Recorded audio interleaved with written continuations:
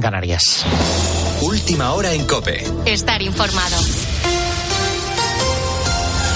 Una de las consecuencias de la escalada de tensión en Oriente Próximo es la subida del precio del barril de Brent, del barril de petróleo de referencia, que ya supera los $90. Esto se traduce de forma inmediata en el precio de los carburantes, en la gasolina, que acumulan 11 semanas consecutivas al alza. Es uno de los elementos que asfixia al campo español, por ejemplo, cuyas principales organizaciones agrarias deciden este lunes la convocatoria de nuevas movilizaciones. Detalles, Marta Ruiz.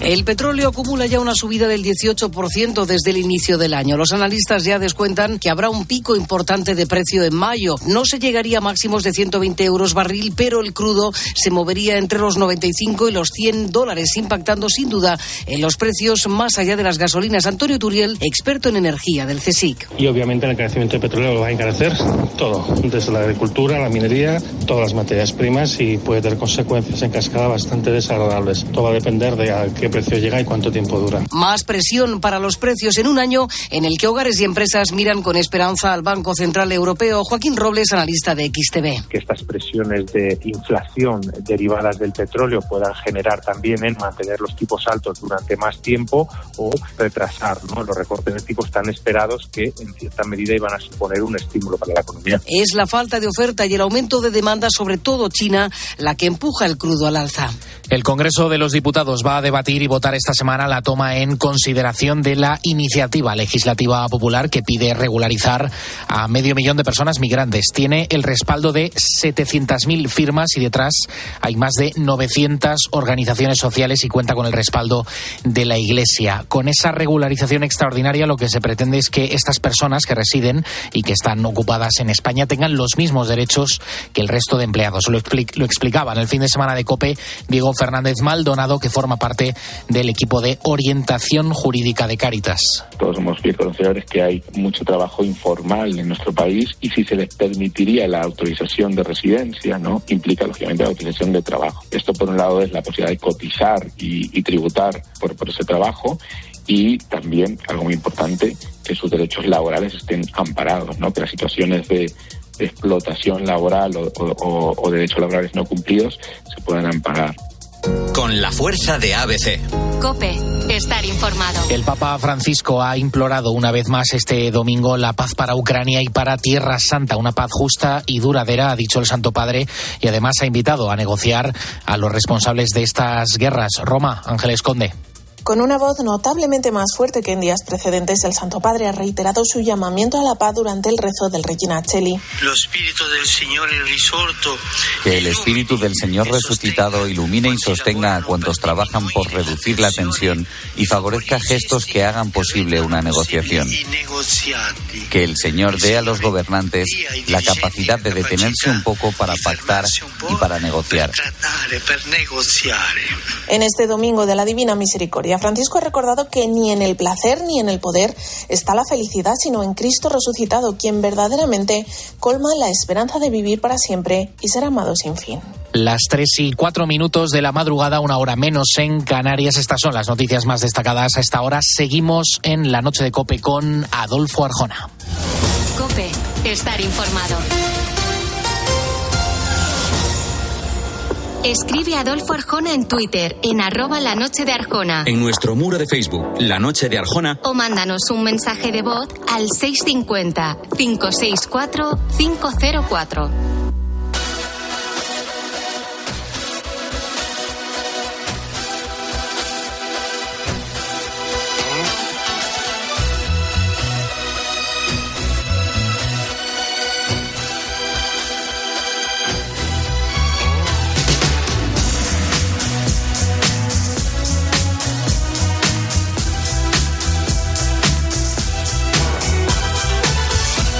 Bienvenidos si te sumas ahora a la antena de la cadena COPE. Arranca la hora favorita de los cuñados sábelo todo. Damos respuesta a preguntas curiosas que te harán quedar estupendamente en reuniones familiares. Hasta las 4:03 en Canarias, algunas cosas más y el porqué de las cosas.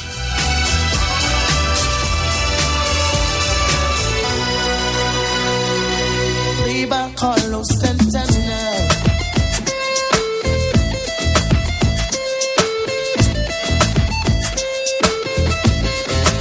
I said a la favela, don't notice, the streets are getting hotter. There is no water to put out the fire.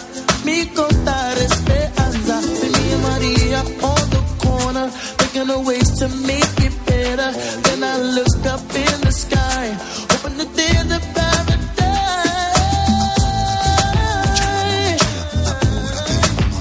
Ahora vengo, mama chola, mama chola. Ahora vengo, mama chola. Southside. Ahora vengo, mama chola, mama chola. Ahora vengo, mama chola. Worldwide. Ahora vengo, mama chola, mama chola. Ahora vengo, mama chola. Open up your eyes. Maria, you know you're my lover. When the wind blows, I can feel you. Qué buena, como siempre, la combinación de Carlos Santana. Fíjate la música si llega a ser elocuente. Si te pongo los compases, breves compases de una música, seguro que vas a adivinar de lo que vamos a hablar.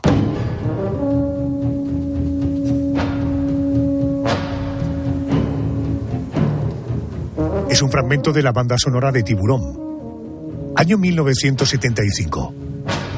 El rodaje duró 3 veces más de lo previsto. Fueron más de 5 meses de grabación de una peli que se convirtió en todo un hito. Bueno, de hecho, fue la primera producción para la que se hizo merchandising propio. Tiburón fue el primer gran éxito de Steven Spielberg y la primera peli en superar los $100 millones de recaudación en Estados Unidos en el fin de semana de su estreno. Bueno, en los millones de personas que la vieron, se despertó un auténtico temor a estar dándose un baño en el mar y de repente ser sorprendido, incluso devorado por un tiburón. Por tanto, es así, que dicen que en el verano del 75 se redujo la afluencia a las playas. Un enorme pez que genera un verdadero pánico. Oye, ¿y por qué los tiburones dan tanto miedo? Vamos a hablar con alguien que se tutea con los tiburones, que respeta a los tiburones, probablemente como resultado de ese respeto, no digamos que le tiene miedo. Hablo del gerente de la agencia Carlos Simón Viajes y Expediciones. Él es Carlos Simón. Carlos, muy buenas noches, bienvenido a la COPE. ¿Qué tal? Buenas noches, un placer estar con vosotros. En primer lugar, ¿hay alguna especie de las múltiples especies de tiburones que existen que sea más peligrosa? De estas que tú dices, con estas 2 o 3 especies hay que andar con ojo. Bueno, pues existen aproximadamente unas 500 especies de tiburones y sí que se puede decir que hay 3 o 4 con las que cuando buceamos tenemos que tener muchísimo más cuidado que con las demás. El tiburón blanco, el tiburón tigre, el tiburón toro y el puntas blancas oceánico. Son las 4 así un poquito más complicadillas. ¿En España podemos encontrarnos con algún tiburón blanco, tigre, toro o punta blanca? Pues punta blanca oceánico no, pero sí ha habido encuentros con algún tigre, pero es bastante extraño, y sí es paso de tiburón blanco. Realmente las costas que rodean a la península, pues puede decirse que tienen alrededor de unos 24 especies de tiburones diferentes. Lo que pasa es que son tiburones, algunos son de paso y otros sí que habitan en esas aguas, pero viven profundo. Con lo cual no hay que tener ningún miedo a encontrarse con ellos, quitando esos encuentros que suelen pasar en alguna costa alicantina, como pasa algún verano, por algún despiste de estos animales. Correcto. Vamos a coger como referencia el tiburón blanco, que fue el protagonista de la famosa peli de Steven Spielberg del año 75. Un animal de este tipo, ¿cuánto llega a pesar y cuánto llega a medir? Pues el ejemplar más grande, 7,5 metros aproximadamente, y 2,5 toneladas. Es un animal importante, la verdad. O sea, 2.500 kilos y 7,5 metros puede llegar a medir. Sí, esa es la talla máxima. Sí. Madre mía, esto es un pedazo de bicho, ¿eh? Pues sí, son casi como 2 toros a lo largo y bueno, en peso sin duda les superan. Realmente la media, cuando hemos tenido encuentros, siempre los hemos tenido con jaula, por desgracia, porque a mí me gusta bucear con los tiburones sin jaula, pero con los blancos se practica el buceo con jaula y la media más o menos de los ejemplares que se ven están en 4,5 metros como máximo. A ver, Carmen, Carlos Simón te escucha. Pues Carlos, yo voy a plantear una hipótesis porque es que esto que te voy a decir yo no me atrevería a hacerlo, pero como hay que hacer un poquito de ejercicio, vamos a hacerlo. Si yo pasara la mano por la piel de ese tiburón blanco, ¿qué notaría? ¿Cómo es el tacto de la piel del tiburón? Pues mira, son 2 tactos bien diferentes, depende si lo haces desde la cabeza a la cola o de la cola a la cabeza, ¿no? Si se hace de la cabeza a la cola, pues el tiburón parece incluso hasta suave. Vamos a decir que de una lija bastante fina. Pero si lo haces al contrario, a contrapelo, ¿no? De la cola a la cabeza, sí que el tiburón tiene un tacto bastante áspero. Y depende de la especie, aunque estamos charlando de tiburón blanco, pues esto cambia, ¿no? Hay algunos mucho más rugosos y más ásperos y otros pues un poco menos, ¿no? ¿Y el tiburón que come, cada cuánto tiempo come? Pues depende de la especie, sin duda, ¿no? Pero bueno, hablando del tiburón blanco, pueden estar incluso hasta 2 o 3 meses sin comer. Y se alimentan estos animales muchas veces de mamíferos marinos. También depende de dónde viva el tiburón, porque cambia también la dieta, ¿no? Pero si hablamos, por ejemplo, de tiburones que habitan en el Pacífico, en zonas, por ejemplo, como la isla de Guadalupe, allí se alimentan de leones marinos o también, como he dicho, de elefantes marinos también. Animales que tienen bastante grasa y bueno, pues necesaria para que este tiburón tan sumamente grande pueda subsistir. Hablando de comer, Carlos, si me cruzara en el océano con un tiburón blanco, ¿podría contarlo o no sobreviviría?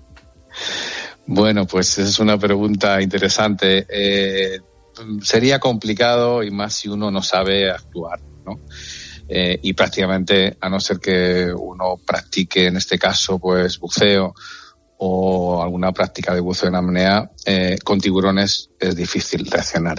Si nos pilla en superficie un tiburón blanco, lo único que lo que podemos hacer es rezar, porque se interesan sobre todo por cosas que hay en superficie y sobre todo que no detectan lo que son, ¿no?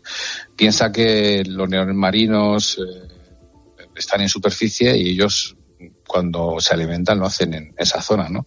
Entonces, si hay un ser humano que está en superficie, sea un surfista, un bañista, pues tiene un riesgo importante de tener un contacto con el tiburón blanco. No digamos que a lo mejor sea un ataque, pero bueno, mejor no encontrarse con él, porque si no podemos tener un disgusto serio, la verdad. Ya. Oye, una cosa, antes me has hablado de hasta 7,5 metros, una media de 5 metros la longitud del animal, 2 toneladas y media. Un toro normalmente pesa 500 kilos, está hablando como 5 toros, ¿no? ¿Este bicho nada rápido, es un buen nadador o su peso y su longitud, ese puntazo de pertrecho que tiene, le impide ser ágil? Pues son increíblemente ágiles. No es el tiburón más rápido, porque realmente tampoco necesitan una velocidad punta muy grande, como puede ser el tiburón maco, para comer atunes, que es lo que cazan, pero el tiburón blanco sí que realmente puede alcanzar una velocidad a lo mejor de unos 50 o 55 kilómetros por hora. Hay veces que cuando caza lo hace desde abajo hasta la superficie y necesita un impulso grande para enganchar a la presa y realmente cogerla, ¿no? Entonces, son ágiles y rápidos. Sí, sí. Qué barbaridad. Ser ágil y rápido con ese peso y con esa longitud tiene que dar a 50 kilómetros por hora, ver venir a un tiburón hacia la dirección donde estás. En fin, Carlos, y en este sentido va mi última pregunta. ¿Qué tipo de gente... no hablemos de los demás, hablemos de ti. ¿Qué problema tuviste en la infancia para que te pueda gustar sumergirte y rodearte de tiburones? Bueno, eso habría que preguntárselo a mis padres, porque yo realmente no recuerdo ningún problema, ¿no? Pero sí que es cierto que siempre me ha gustado la aventura.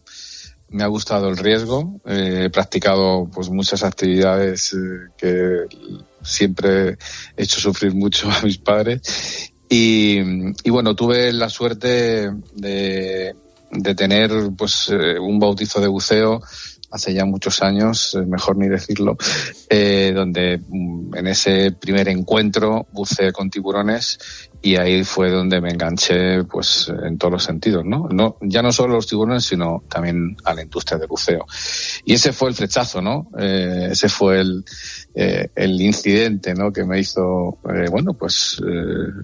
no solo dedicarme a esto, sino tener pasión por estos animales, ¿no? Y transmitirlo, que creo que es importante para que la gente no piense que son tan malos como los pintaba Spielberg.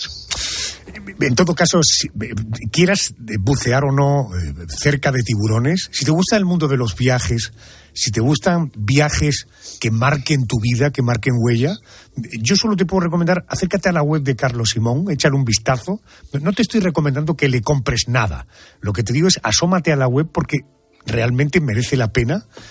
Carlos Simón, Viajes y Expediciones, en internet lo vas a encontrar, porque puedes ver y, en fin, cómo hay mucha gente que vive sus viajes con experiencias de esas que efectivamente no se olvidan y no necesariamente tienen que estar circunscritas solo al mundo de los tiburones. Carlos, gracias por atenderme, te mando un abrazo, gracias. Muchísimas gracias, un placer como siempre estar con vosotros.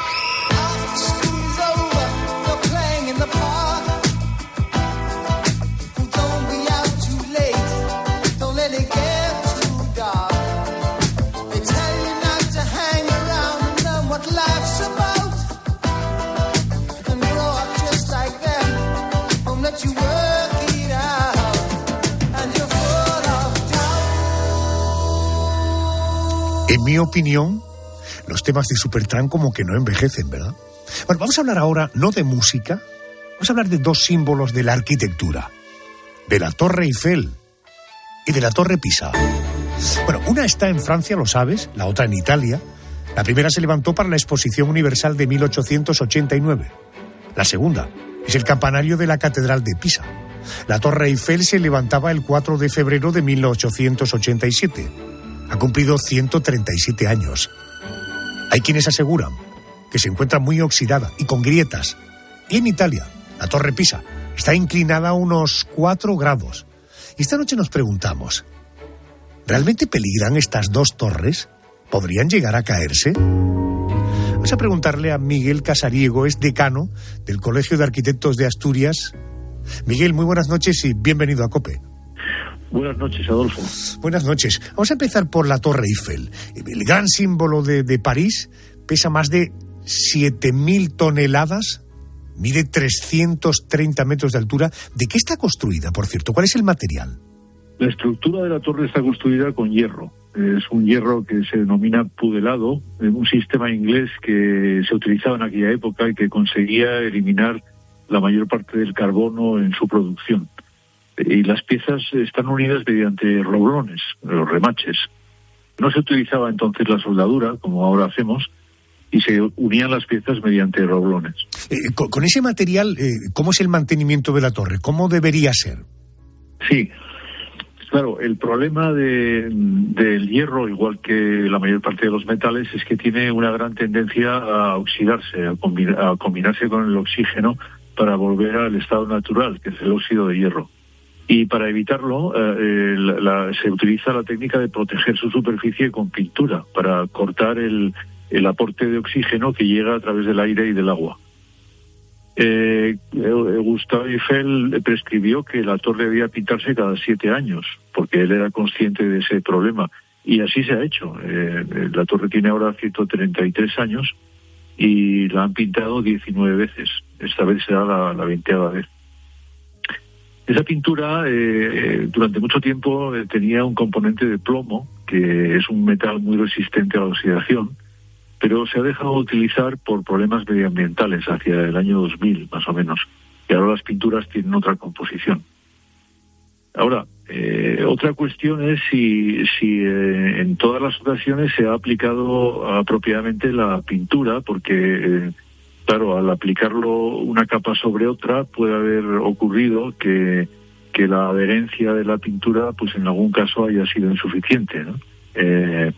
Y probablemente tras la celebración de las Olimpiadas, que es una cuestión perentoria, pues probablemente las siguientes operaciones de pintura se hagan eliminando gran parte de la pintura que está colocada ahora para pintar directamente sobre el metal y evitar que la oxidación progrese de manera no visible, que es lo que puede estar ocurriendo en algún punto. Uh-huh. Hablando de lo que puede estar ocurriendo, señor Casariego, hay expertos que alertan sobre el deterioro de la Torre Eiffel. Incluso hay un informe del año 2014 de una empresa experta en peritaje ambiental que aseguraba que la torre tiene grietas, que está oxidada. Oiga, ¿la Torre Eiffel podría llegar a caerse si el óxido va a más? Bueno, claro, si las labores de mantenimiento se paralizan o el repintado de la estructura no se hace adecuadamente, cosa que yo creo que no va a ocurrir, pues el proceso de corrosión podría avanzar hasta poner en peligro la estabilidad de alguna parte de la estructura. Bueno, y si la gente sigue de brazos cruzados, podría llegar a afectar a toda la estructura, pero claro, yo estoy convencido de que el Ayuntamiento de París, que es el propietario de la torre, pues esto no lo va a permitir. Entre otras cosas porque el proceso de pintado cuesta del orden de 8 millones de euros al año, cada 7 años es 56 millones de euros, y sin embargo los ingresos por visitas al año son 52 millones, es decir, que el negocio es suculento. Y yo no creo que esta alerta de que la torre de Eiffel vaya a caer esté fundada en nada sólido. Correcto. Dejamos Francia, dejamos París, vámonos a Pisa. Hablemos de la Torre Pisa, una de las también más icónicas del mundo. Oiga, ¿por qué está inclinada? ¿La construyeron de esta manera? No, el proceso de la inclinación comenzó cuando se estaba construyendo. Cuando se habían construido, no sé si 2 o 3 plantas de las 8 que tiene actualmente, pues se empezó a notar que la torre se inclinaba y las obras se paralizaron durante un siglo. Y gracias a eso, la torre no se derrumbó, porque en ese siglo, en esos 100 años, el terreno de cimentación se fue asentando hasta conseguir ser un poco más resistente. Luego se continuó hasta la situación actual. Pero esa inclinación ha estado fluctuando debido a 2 cuestiones. Por un lado, que el terreno sobre el que se asienta no tiene la resistencia suficiente para evitar una deformación que ha sido excesiva y que está causada porque el edificio pesa mucho. Hay que tener en cuenta, comparándolo por ejemplo con la Torre Eiffel, que la Torre de Pisa es 5 veces más baja que la Torre Eiffel, y sin embargo pesa el doble que la Torre Eiffel. Esto es un dato muy importante. Por eso el terreno sobre el que se asienta debería haber sido más resistente y no lo es. Y luego, por otro lado, también un error de diseño es que la cimentación es muy poco profunda. Si hubiera sido más profunda la cimentación, el esfuerzo lateral del terreno sobre el cimiento profundo habría evitado que esa torre se moviera como lo ha hecho, porque estaría más empotrada en el terreno. Esto ha sido un error y eso ha facilitado que la torre se haya movido. Entiendo. ¿La inclinación esta va a más a medida que pasa el tiempo o se va consiguiendo frenarla? Bueno, en la torre he sufrido varios procesos de intentos de solucionar el tema de la inclinación y no todos ellos han dado resultados positivos, mucho menos, ¿no? En ocasiones han sido incluso contraproducentes. Pero en los años 90 se tomó muy en serio con ayudas económicas europeas y se consiguió frenar el progreso de la inclinación. Ese progreso estaba del orden de entre 1 y 2 milímetros de inclinación cada año. Y sin embargo, a partir de esa obra tan importante que se hizo en los años 90, me parece que se inició en el 93 y se acabó en el 2001, pues no solamente se frenó el proceso de inclinación, sino que se invirtió y se consiguió llevar la inclinación hasta la que tenía hace 300 años. Es decir, que no es cierto que la inclinación siga aumentando. Entiendo. Lo que sí dicen los expertos es que donde se asienta la torre es poco estable. Hablan de un subsuelo pantanoso formado por arena, por arcillas. ¿Esa torre podría llegar a caerse? ¿Peligra su estabilidad? No, vamos a ver. El terreno sobre el que se cimienta la torre está compuesto por una serie de estratos cuya composición varía entre limos, arenas y arcillas. Son terrenos, sobre todo los limos, pues poco consistentes, ¿no? Y además, para darle más problemática, pues el nivel freático, que es el agua subterránea, sufre oscilaciones a lo largo del tiempo. La torre está situada a 10 kilómetros del mar, más o menos, y eso también influye, ¿no? Cambiar las condiciones de la humedad del terreno, como está ocurriendo desde que se construyó, pues altera sucesivamente la capacidad resistente del suelo, ¿no? Pero por otra parte, el que sea un terreno poco consistente es lo que ha permitido protegerla de los terremotos, porque esa flexibilidad, esa falta de rigidez, es la que ha evitado que se transmitieran las vibraciones a la torre, que es una torre de piedra, de mármol, ¿no? De manera que eso ha funcionado bien, no tanto en el sentido de la estabilidad como de la resistencia a los terremotos. Perfecto. Miguel Casariego, decano del Colegio de Arquitectos de Asturias. Señor, gracias por atenderme a estas horas. Muy amable, gracias. Buenas noches a ustedes, gracias. Lo probé todo para sentirme bien. Fui un poco loca y ahora estoy sola otra vez. Que alguien me explique cómo se apaga esta sed. Lo que tengo que hacer, lo probé todo para sentirme bien. Déjame, porque ahora te voy a hablar de un ser humano maravilloso. Una mujer que se licenció en Filosofía y Letras, fue profesora de Historia y de Historia del Arte, hasta que con 50 años se encontró con su vocación, la de la interpretación. Se convirtió en actriz. En el año 99 ganó el Goya a la mejor actriz de reparto por su papel en Solas. Y luego se incorporó a un proyecto que ha durado 22 años. Cuéntame, ¿cómo pasó? Pero tú no sabes cómo son las cosas en España, Inés. Y luego está Marta, que esa es otra. Ay, hija, es que no se puede esperar nada bueno de las chicas como ella. Abuela. Perdona. Bueno, eso ya es historia. El presente la lleva a los escenarios de la mano de Juan Echanove como director. Querida María Galeana, muy buenas noches y bienvenida a la cadena COPE. Hola, buenas noches, ¿qué tal? Buenas noches. Se acabó con Cuéntame. ¿Echas de menos Cuéntame? No, ya no. Han sido 21 años desde el 2001, 22, desde el 2001 al 2023. Lo que pasa es que ha habido un año en que no hemos grabado. Pero, bueno, ya han sido demasiadas ya las sesiones, muchísimos días. Yo creo que estaba agotado prácticamente, por lo menos en lo que a mí respecta mi papel. Yo no podía tener, no creo, muchas más posibles tramas. Y bueno, pues llegó el momento en que había que terminarlo y ya está. No voy a echar de menos algo que ha sido mi trabajo durante muchísimo tiempo, 22 años, pero también ha sido mi trabajo el de la enseñanza y llega un momento en que las cosas se acaban y ya está, y hay que hacer otra cosa, como ahora que estoy haciendo teatro, por ejemplo. Correcto. Oye, me llena completamente lo que estoy haciendo ahora mismo. Este tiempo supongo que te ha ayudado a madurar como actriz, pero ¿temes haberte encasillado? Porque este es un discurso muy de actores y de actrices que cuando llevan muchos años haciendo lo mismo tienen el riesgo o el peligro de encasillarse. ¿Tú cómo valoras esto? No, este no es mi caso. Ese no es mi caso de ninguna manera, porque yo he procurado por todos los medios también alternar con otras cosas mientras he estado haciendo Cuéntame. Es decir, sobre todo teatro, fundamental. He hecho alguna que otra película, no de protagonista, pero en fin, alguna colaboración sí he hecho en película, en cine. Hice tapas, que yo recuerde, y alguna que otra. Pero realmente el teatro no me ha faltado. Es decir, yo he estado haciendo varias obras. He vuelto a hacer La Casa Bernarda Alba con Margarita Lozano.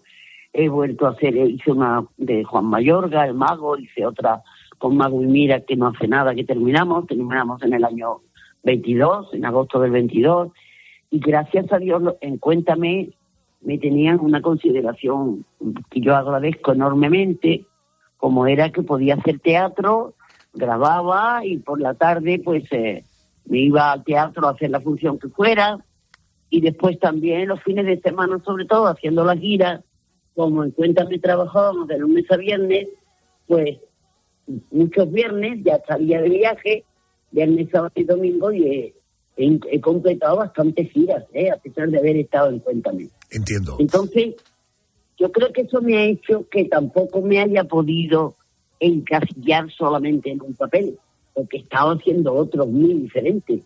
Hombre, entre la Herminia, por ejemplo, de Cuéntame, y la Poncia de la Casa Bernarda Alba, pues no hay color de diferencia, me refiero. Y como esas otras muchas intervenciones que he tenido como actriz. Y eso pues mira, me ha servido mucho para no encasillarme. Decía yo... digo lo que estoy haciendo ahora, correcto. Es que no se parece absolutamente nada. De eso quiero que hablemos, porque ahora interpreta a una madre en la obra La Reina de la Belleza de Linné. Usted mismo ha dicho que es la otra cara de Herminia y que le va a caer muy mal al público. ¿Cómo es el personaje que le ha encargado Echanove? Pues bueno, me lo ha encargado Echanove, pero es el personaje que está escrito por Martin McDonagh, que es el autor. Pues es una madre absolutamente posesiva, manipuladora, egoísta, en el sentido de que se está aprovechando todo lo que puede de esa hija, pensando que esa hija, que es la que le queda en el sentido en su casa, porque tiene otras dos que se han ido y se han casado, y esta que es la débil, incluso tiene alguna que otra vez un brote un poquito de debilidad mental, pues esta madre se aprovecha de eso para considerar que esa hija solamente se tiene que dedicar a ella, tiene que cuidarla y que para eso está así de claro.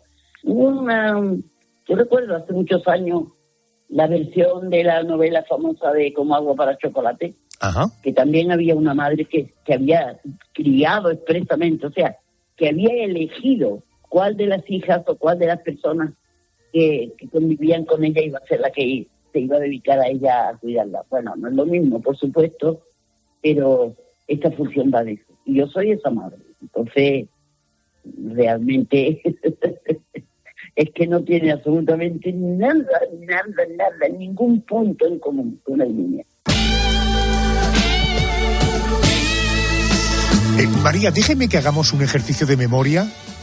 O sea, al estilo de Cuéntame, vamos a remontarnos a 1998. Un año en el que vimos a María Galeana en el papel de Dolores en la película Yerma.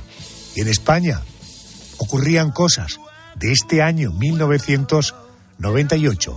Vamos a ello. Ese año, el presidente de los Estados Unidos, Bill Clinton, era noticia, y no precisamente por sus decisiones políticas. Constituyó un grave error de juicio de mi parte y una falta personal de la que soy el único y total responsable. En 1998 saltaba el escándalo Lewinsky, la relación extramarital de Bill Clinton con una becaria, con Mónica Lewinsky. Ese año 1998 ocurrían cosas importantes alrededor del mundo. Nacía una empresa tecnológica cuyo único objetivo era facilitarnos la vida a la hora de buscar en Internet. Se creaba Google. Aquí en nuestro país, la noticia nos llegaba desde el cielo, porque por primera vez en la historia, un español viajaba al espacio. El elegido fue Pedro Duque. Y en 1998, la radio española perdía a una de sus grandes estrellas. Amigos, muy buenos días y bienvenidos a Primera Hora en la cadena COPE. Antonio Herrero fallecía mientras practicaba buceo en Marbella. Tenía 43 años. Y ese año, desgraciadamente, la banda terrorista ETA seguía matando. Asesinaban al concejal del Ayuntamiento de Sevilla, Alberto Jiménez Becerril, y a su esposa, Ascensión García. Y de acontecimientos reales ocurridos en 1998 a las historias de ficción que nos proponían las series que se estrenaban en la tele. No sé cómo pude salir contigo. Si te molesta, Bórralo. Compañeros nos contaba el día a día de los alumnos y profesores de un instituto. Y mientras tanto, la redacción del periódico Crónica Universal echaba humo. En 1998 se estrenaba Periodistas. Bien, 2 columnas y foto. La producción nacional vivía un momento dulce. Y el género de comedia fue copado por una serie que contaba las aventuras y desventuras de 2 auténticos chapuzas. Manolo y Benito se pusieron manos a la obra en 1998. ¿No tienes ojos en la cara? ¿No ves que yo estoy hecho un tirillas? En cuanto a las salas de cine, una película destacó sobre las demás. Seguro que son buenos astronautas, pero no tienen ni idea de perforar. Protagonizada por Bruce Willis, Armageddon se convirtió en la película más taquillera de 1998. Un año en el que Steven Spielberg nos sorprendió con una propuesta bélica: salvar al soldado Ryan. James Francis Ryan, de Iowa. El punto latino lo puso el malagueño Antonio Banderas, protagonizando El Zorro. Y en 1998 conocimos al antihéroe español. Por primera vez vimos en la gran pantalla a José Luis Torrente, el brazo tonto de la ley. Chaval, pon el corte, hombre. Te recuerdo que me debes 6.000 pesetas de whisky. La música de aquel año 1998 nos dejó grandes lanzamientos, pero quien más triunfó, tanto a nivel nacional como internacional, fue Alejandro Sanz. ¿Quién me va a entregar? Su corazón partido rompió récords y estuvo durante más de 70 semanas en las listas de diversos países. Y la banda sonora de los meses más calurosos en España fue... Elvis Crespo nos cantaba aquello de Suavemente. Sonaba en la radio y chiringuitos a todas horas en un año en el que en España se vivió un gran acontecimiento musical, la última gira en nuestro país de Prince. La gira comenzó en Marbella y continuó en Zaragoza, Barcelona y Madrid. Vino a presentar su último disco titulado New Power Soul, pero también hizo un repaso a los mejores temas de toda su carrera.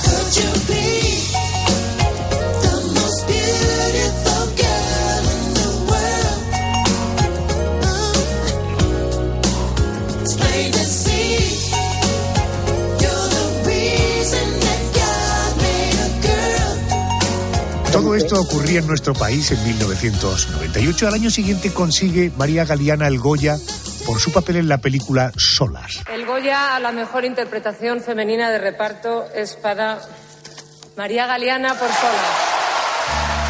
María, ¿cómo recuerdas aquel momento? ¿Tienes la impresión de que hubo para ti un antes y un después tras ganar el Goya?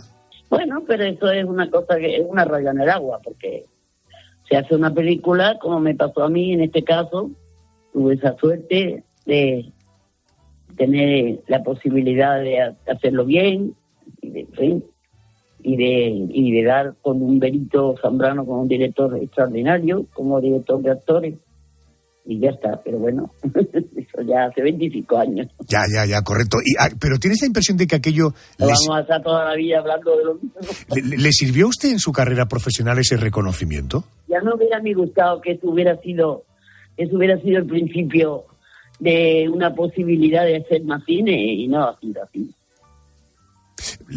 Volvemos al teatro, si le parece, a La Reina de la Belleza de Linane.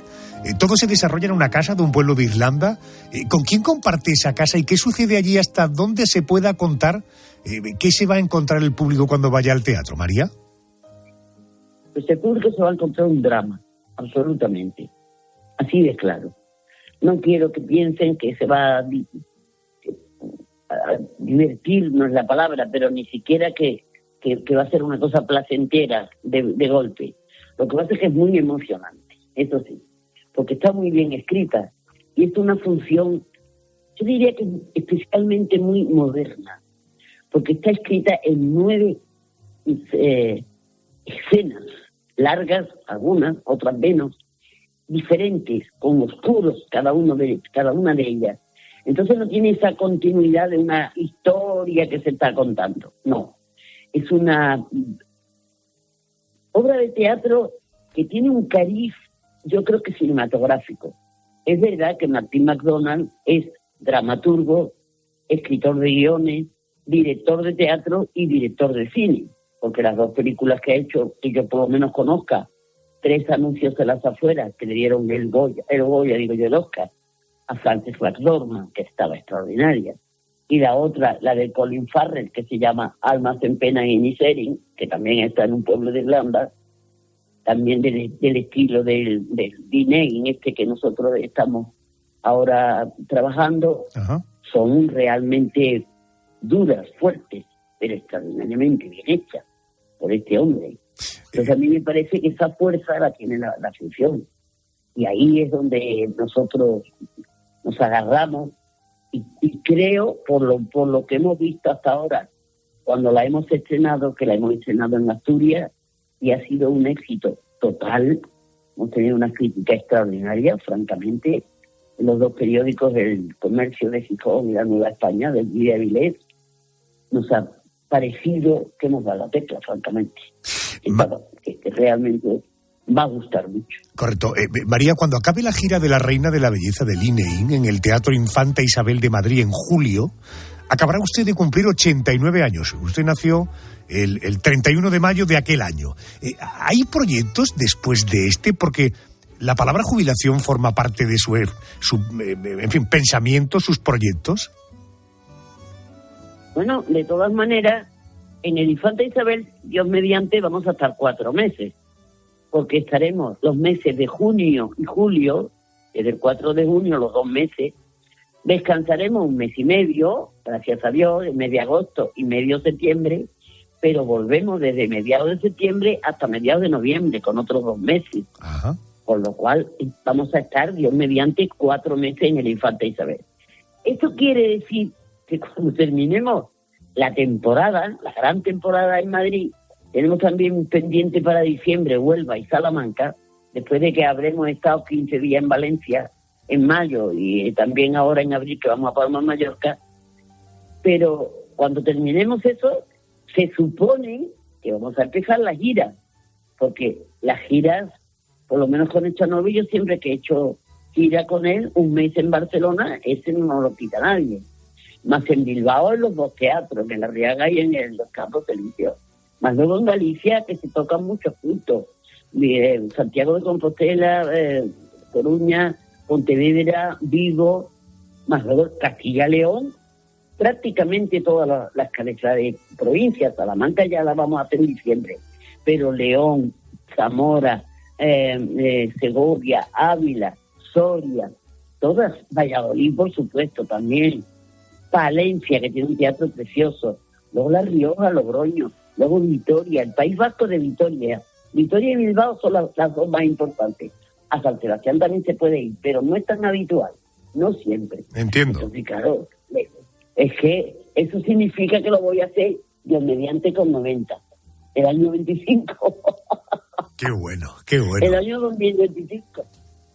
¿Y cómo estás, Bueno, María? Yo estoy contando. Escúchame, ¿cómo estás de salud? ¿Estás bien? Yo siempre estoy bien. No, es que no, yo de la forma no pienso, ¿sabes? Yo soy la típica vieja que no habla nunca de la salud. No, además me molesta. Nada. Que hablemos de ello. Vea, pues ya está, pues ni le dedicamos... No, que le dedicamos ni 30 segundos. Me duele todo, como a todas las viejas, me duele todo. Tengo artritis por todas partes, me duelen los hombros, no sé qué, los brazos, los otros, las piernas, me duele todo.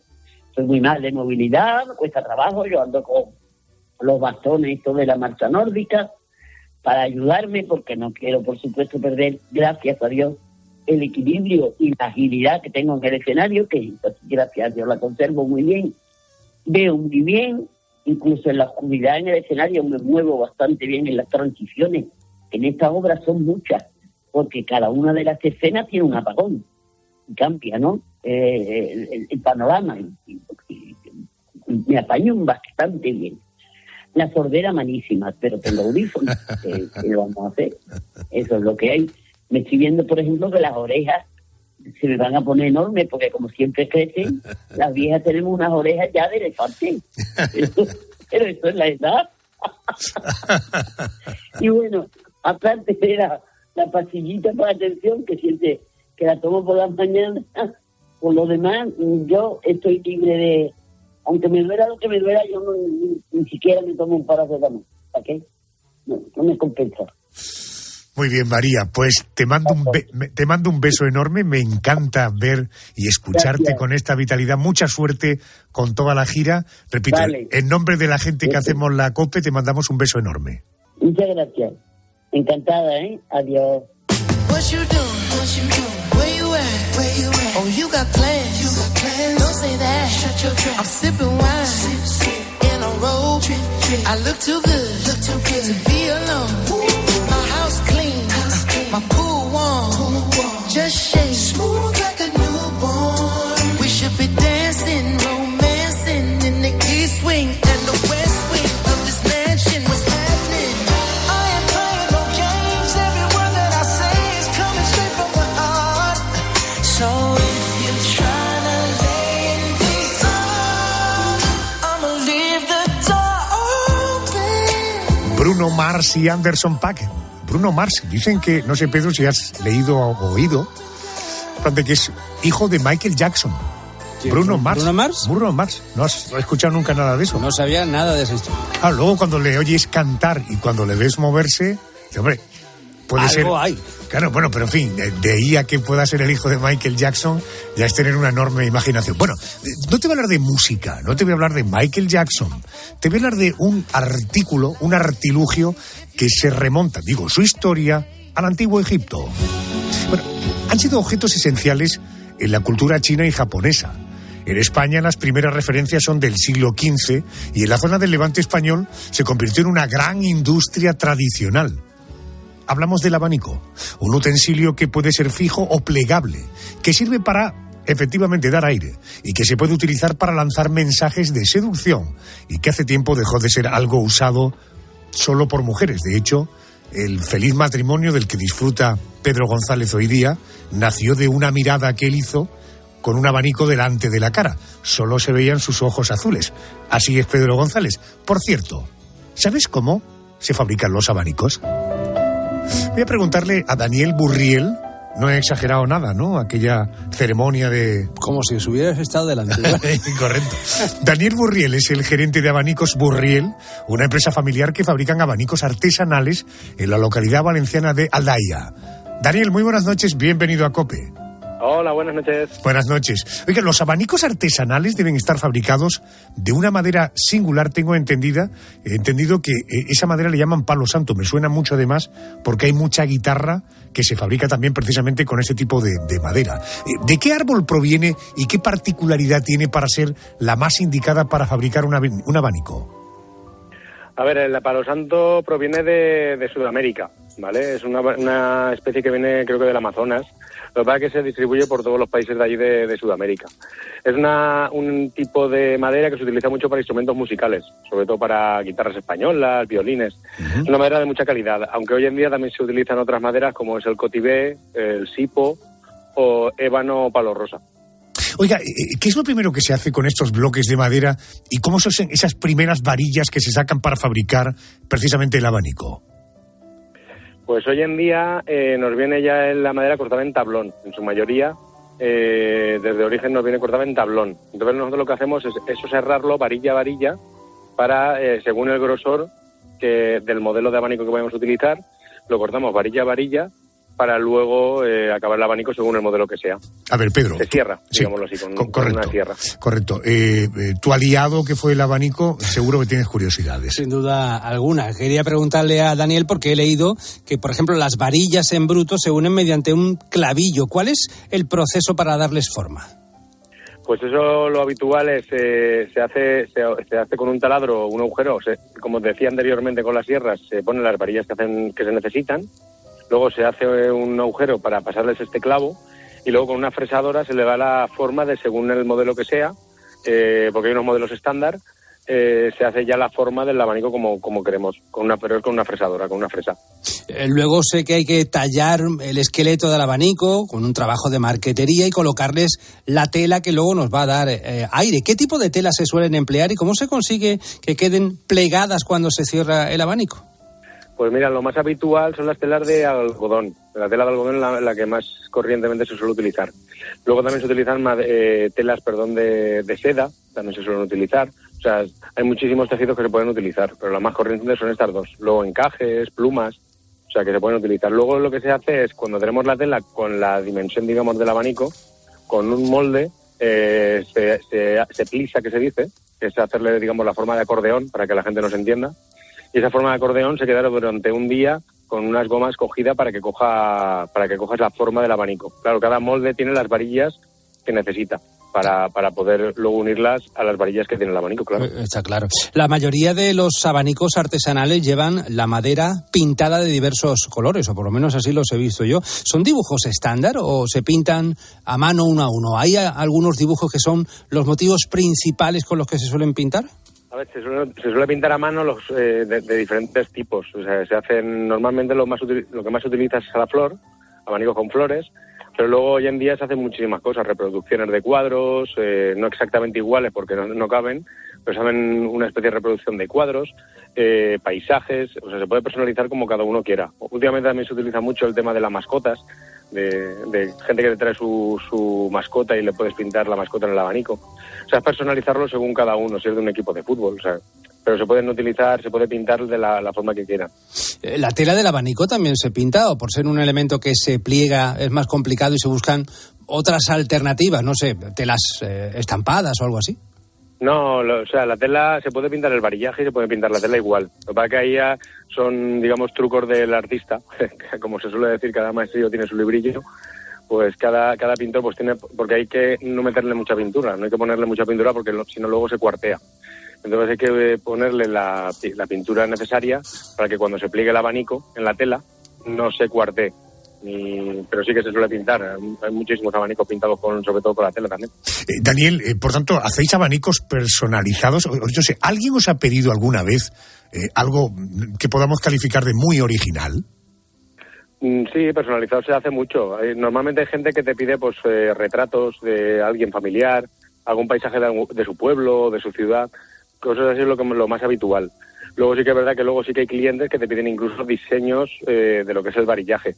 Cuando hemos trabajado, por ejemplo, nosotros personalmente, cuando hemos trabajado con alguna marca, con alguna de primer nivel, sí que les hacemos, digamos, formas personalizadas. Por eso te digo, pero sí que se puede hacer personalizado como cada uno quiera. La forma de las varillas y lo que es la pintura de las telas. Daniel Burriel, gerente de abanicos Burriel en Aldaya, en Valencia. Señor, gracias por atendernos a estas horas y muy buenas noches. Gracias. Muy buenas noches. ¿Cuál es tu percepción del paso del tiempo? ¿Eres de los que cree que pasa rápido o lento? Hagamos un sencillo ejercicio y recordemos noticias ocurridas una semana como esta, pero de hace justo un año. Así podrás valorar si tu percepción del paso del tiempo es lenta o rápida. Vamos con nuestro ejercicio de memoria. Como siempre voy a darte noticias de una semana como esta, pero del año 2023. Sitúate en la provincia de Huelva, en el Ayuntamiento de Almonte. Este ayuntamiento anunciaba que estudiaría acciones legales contra la burla sobre la Virgen del Rocío en una parodia emitida en el programa Está pasando de TV3, el canal de televisión autonómico de Cataluña. Pedro, ¿tú recuerdas aquello? Pues yo sí, se lo voy a recordar a los oyentes. Aparecía una actriz vestida como la Virgen del Rocío, con un muñeco en brazos ataviado como el Niño Jesús. Los presentadores hacían chistes sobre sexo y el acento andaluz. Además, bromeaban sobre las procesiones de Semana Santa. Las reacciones no tardaron en llegar. Desde el Ayuntamiento de Almonte y desde la Hermandad Matriz de este municipio exigieron una rectificación a TV3 y la Fundación Abogados Cristianos denunció los hechos en el juzgado. Bueno, fueron muchos medios de comunicación los que reaccionaron a esa parodia. Escucha qué opinaba y qué opinó en su momento Carlos Herrera aquí en COPE. Yo les hago alguna reflexión a todo esto. Primero, que el acento andaluz, ¿por qué no imitáis el acento de vuestra puta madre? Y segundo, no es la intención de un gag cómico. Esto no era la intención de hacer humor, porque no lo es. Es simple exhibición de hoy. A los andaluces, a España en general. Desde TV3 nunca se disculparon y la denuncia contra esa parodia fue archivada 5 meses después de su emisión. Según el juez, por quedar amparada en el derecho de libre expresión. Bueno, una semana como esta, pero de 2023, este asunto era noticia en nuestro país. ¿Tú tienes la sensación de que el tiempo ha pasado rápido o ha pasado lento? Y en una semana como esta, del año pasado, el mundo de la cultura despedía al escritor y periodista madrileño Fernando Sánchez Dragó. Yo no soy un clásico, yo soy un barroco y un romántico. Para escribir de esta forma hace falta la pasión y hay que estar enamorado. Entonces me he enamorado siempre y me sigo enamorando. Todas las primaveras me enamoro, desde luego.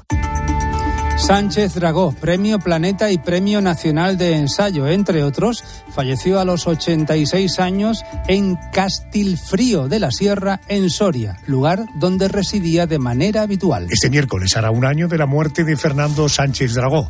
Y llegados a esta hora de la madrugada, nosotros nos vamos. ¿Tienes la sensación de que el tiempo ha pasado rápido o ha pasado lento?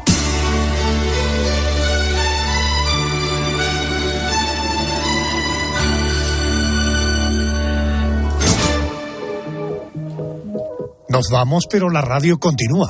Recuerda, ahora poniendo las calles con El Pulpo, boletín de noticias. Y llegaremos a las 6:05 en Canarias. Y le diremos hola, hola al gran Herrera Carlos. Gracias por estar ahí. Nos encontramos en una semana, naturalmente, si te apetece. Sé feliz. Hasta la próxima semana. Adiós. Dije que te olvidé, pero no te había olvidado. Ay, ay, ay. También dije que te superé y no te había suspirado. Borracho dije que ya te olvidé, pero no te había olvidado. Ay, ay, ay. También dije que te superé y no te había superado. Y entrando a la disco la miré, la miré, la miré. Y estaba bailando sola, bailando sola. Me pegué. Y así se fueron las horas, un par de horas. Dime, sin pena solo dime, pídeme lo que quieras, menos que yo te olvide. Cuando no estés tomando, las palabras no mide. Hoy te pido perdón si algún día borracho dije que te olvidé, pero no te había olvidado. Ay, ay, ay. También dije que te superé y no te había superado. Borracho dije que ya te olvidé, pero no te había olvidado. Ay, ay, ay. También dije que te superé y no te había superado. Entrando a la disco la miré, la miré, la miré. Y estaba bailando sola, bailando sola. Me pegué. Y así se fueron las horas, un par de horas. La miré, la miré, la miré. Y estaba bailando sola, bailando sola. Me pegué. Y así se fueron las horas, un par de horas. Opa, ¿cómo te voy a olvidar yo a ti? Esta noche me sacan de aquí borracho y contigo. Sí, señor. Por ti, mujer. Salud. A las 10 de la mañana la tienes asegurada en Herrera en COPE. Hola, muy buenos días. Hola, amigo mío, ¿cómo estás? Yo con 14 años, cuando existían esos relojes de metal digitales, desmonté la maquinaria, los botones del reloj, pasé unos trocitos de clip a modo de ejes y si girabas a la derecha o girabas a la izquierda, iba enrollando las fórmulas de física y química. El profesor al final del examen me miró el reloj y que esto me lo quedo hasta que me jubile. Escucha Herrera en COPE, de lunes a viernes de 6 a 1 del mediodía. ¿Te lo ha contado Carlos Herrera o te lo han reenviado? Contándole las cosas que... ¿Lo ha dicho Pilar García Muñiz o es una fake news? La radio es la verdad que nos hace libres. Y la nueva radio es COPE. Y COPE es la nueva radio de la revolución tecnológica online. La de los nuevos avances, como la inteligencia artificial. Descúbrela y aprende con los mejores comunicadores en el máster universitario en Radio COPE de la Universidad CEU San Pablo y Fundación COPE. Con 2 años de formación y prácticas remuneradas durante el segundo año. Máster universitario en Radio COPE. Infórmate en fundacioncope.com y en el 91 828 39 30. ¿Has escuchado a Herrera? Rubiales es noticia por muchos detalles que se están publicando sobre sus, vamos a llamarle, tejemanejes en la Federación. Eso de lo que todo el mundo habla lo encuentras de lunes a viernes, de 6 a 1 del mediodía en Herrera en COPE. El fútbol es bien gestionado. Una invitación a la felicidad de la gente normal. El fútbol somos nosotros. Y hay que conseguir que se parezca a